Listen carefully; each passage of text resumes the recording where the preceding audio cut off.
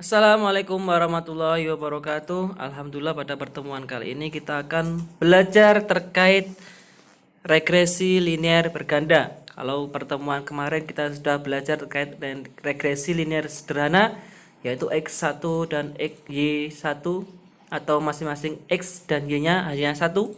Kalau sekarang kita akan mempelajari regresi linear berganda, yang mana X-nya bisa lebih dari satu. Analisis regresi berganda merupakan perluasan dari analisis regresi linear sederhana. Dalam regresi linear sederhana dibuat analisis hubungan dua variabel X1 dan X2. Sedangkan dalam regresi berganda variabel bebasnya lebih dari satu, yaitu X1, X2, dan seterusnya. Regresi masih bersifat berarti estimasi atau prediksi nilai yang tidak diketahui dari satu variabel dari nilai yang diketahui dari variabel lainnya. Jadi masih perkiraan, forecasting. Jika dua variabel berkorelasi secara signifikan dan jika ada beberapa landasan teori untuk melakukan hal itu, dimungkinkan untuk memprediksi nilai dari satu variabel dari yang lain.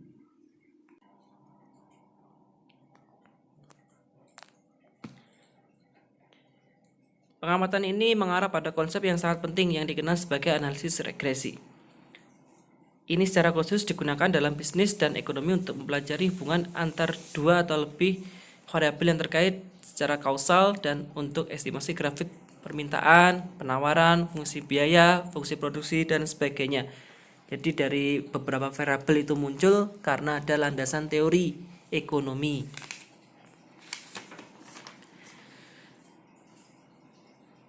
Model dari regresi ini bersifat linear dan non-linear yang kita pelajari pada ranah linear.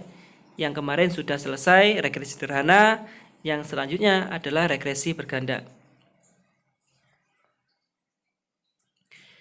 Pada model regresi linear berganda, karena adanya variabel independen lebih dari satu, maka nanti betanya juga lebih dari satu dalam model yang dibentuk. Contohnya, ketika X-nya ada 2, maka Y sama dengan B0 atau konstanta atau A plus B1 kali X1 plus B2 kali X2 plus error. Kalau di sini bisa disimbolkan dengan U. B0 dan B1 parameter dari fungsi yang nilainya akan diestimasi. Jadi kalau kemarin konstanta itu menjelaskan nilai dari Y awal, sedangkan B itu menjelaskan dari nilai X-nya atau dari hubungan, menjadi analisis korelasi. Bersifat stokastik. Untuk setiap nilai X terdapat suatu distribusi probabilitas seluruh nilai Y atau nilai Y tidak dapat diprediksi secara pasti karena ada faktor stochastic error yang memberikan sifat acak. Adanya variabel error disebabkan karena yang pertama, ketidaklengkapan teori, yang kedua perilaku manusia yang bersifat random, yang ketiga ketidaksempurnaan spesifikasi model, yang keempat kesalahan dalam agregasi, dan yang kelima adalah kesalahan dalam pengukuran. Jadi kenapa errornya dapat muncul? Karena adanya beberapa kesalahan dalam menyusun sebuah teori, menyusun sebuah persamaan yang mana ataupun bahkan menyusun sebuah persamaan tanpa adanya teori ekonomi yang mendasari, sehingga pasti errornya akan besar. Kalau error besar, maka tingkat keakuratan dari hasil penelitian kecil.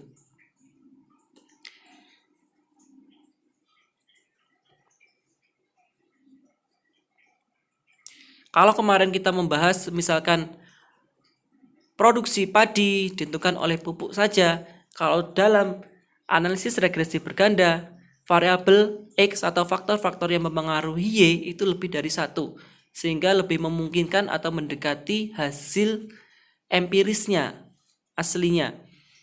Contohnya, produksi padi dipengaruhi oleh pupuk, bibit, dan luas sawah. Jadi X3-nya X-nya ada 3. Atau hasil penjualan dipengaruhi oleh biaya advertensi atau iklan, pendapatan, atau harga. Jadi X-nya ada 3.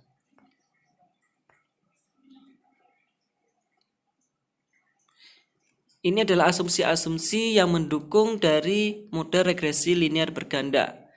Agar hasil estimasi dapat diinterpretasikan dengan baik, maka persamaan tadi harus memenuhi syarat, yaitu bersifat blue atau baik dari segi ordinary least square-nya, tingkat errornya.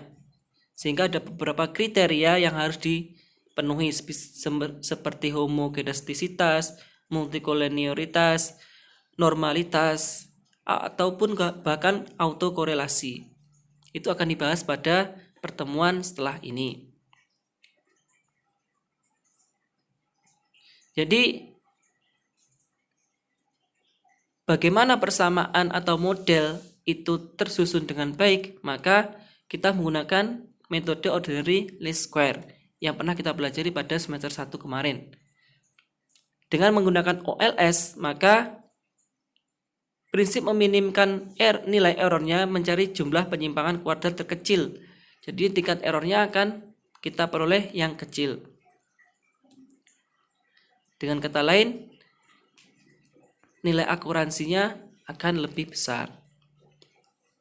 Kalau pada tahap regresi sederhana, yang kita cari adalah betanya dulu, baru konstanta, baru menyusun persamaan, sama halnya dengan regresi berganda. Akan tetapi yang membuat beda adalah bahwa setiap step atau langkah itu lebih dari 1. Contohnya, kalau sederhana cuma beta saja, kalau pada regresi berganda kita mencari B1, B2, B1, B2, dan seterusnya. Apabila ada X-nya lebih dari 2, misalkan 3, 4, maka ada nanti B3 dan B4. Kita tinggal menyesuaikan sesuai dengan rumus. B0 ini sama dengan konstanta atau alfa. Dalam rumus yang masuk dalam persamaan B1, B2, dan alfa, angkanya dapat kita peroleh dari persamaan ini tadi. Misalkan, kalau kemarin kan kita menghitung secara manual dari tabel. Sekarang pun masih sama, kita menghitung dengan secara manual dari tabel. Berarti nanti pada tabel ada angka X, X1, X2, Y. Maka kita akan olah dari X kuadrat, X1 kuadrat, X2 kuadrat, X1 kali Y, X2 kali Y, dan seterusnya. Yang mana akan kita masukkan ke sini untuk masuk ke sini. Jadi kita hitung dari sini dulu, baru kita masukkan ke sini. Ini contohnya saja, misalkan X1, Y, X2, X1 kuadrat, X2 kuadrat, X1 kali Y, X2 kali Y, X1 kali X2. Maka kalau kita mau menyusun sebuah persamaan, kita cari B1, B2-nya dulu. Dengan rumus ini, maka kita dapat menemukan nilai B1. Misalkan 1,421. Berarti arah dari hubungan korelasi X1 terhadap Y adalah positif. Sebesar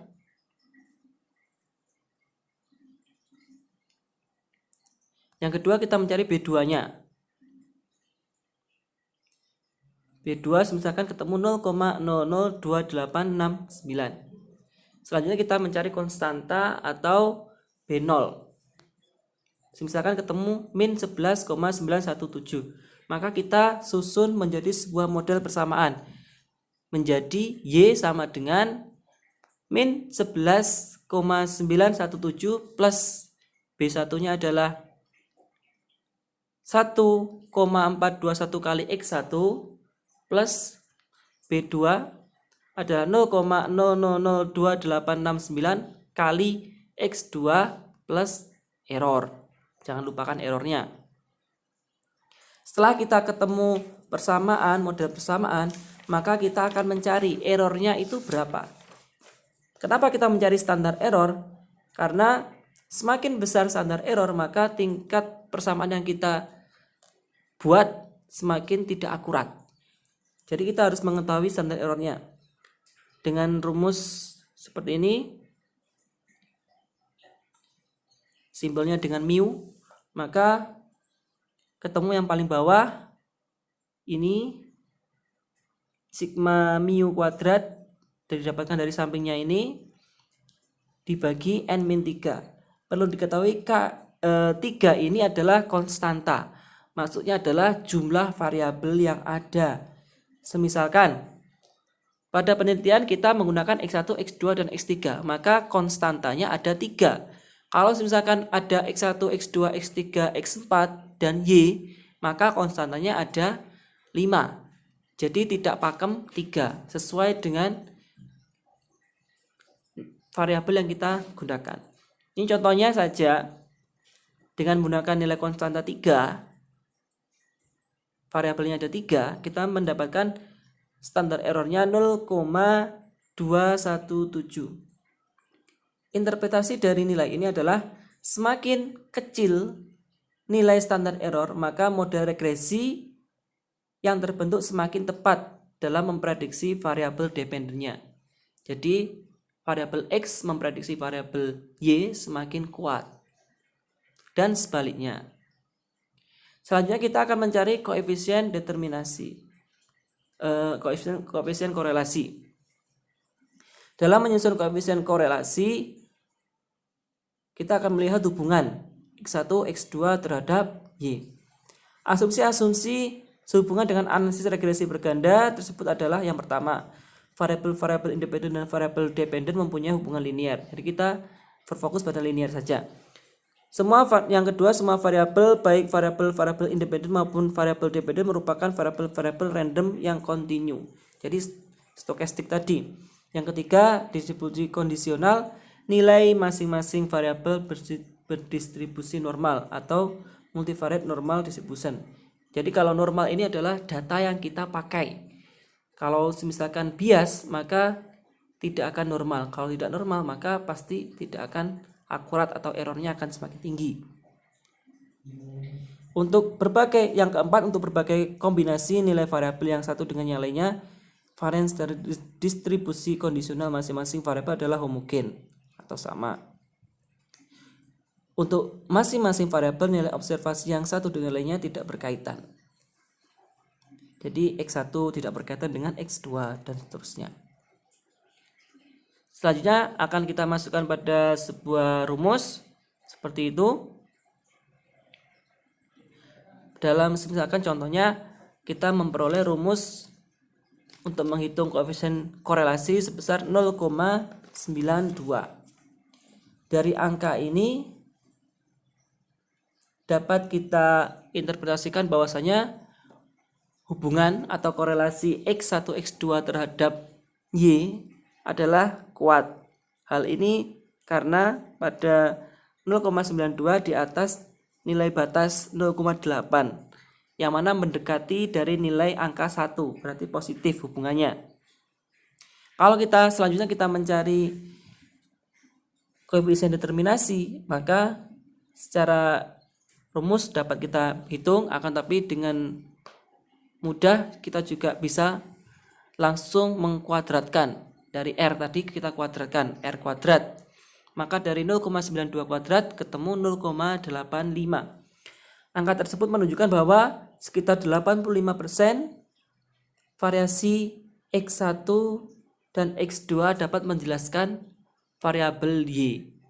Sedangkan 15% dijelaskan oleh variabel yang tidak masuk dalam penelitian atau error. Sehingga errornya cuma kecil karena hubungannya korelasinya juga kuat.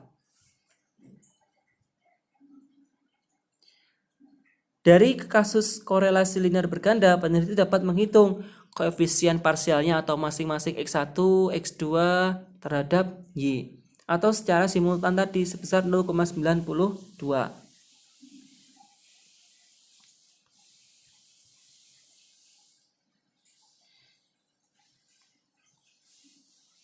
Kalau kita menghitung secara manual, maka pasti di data itu hanya ada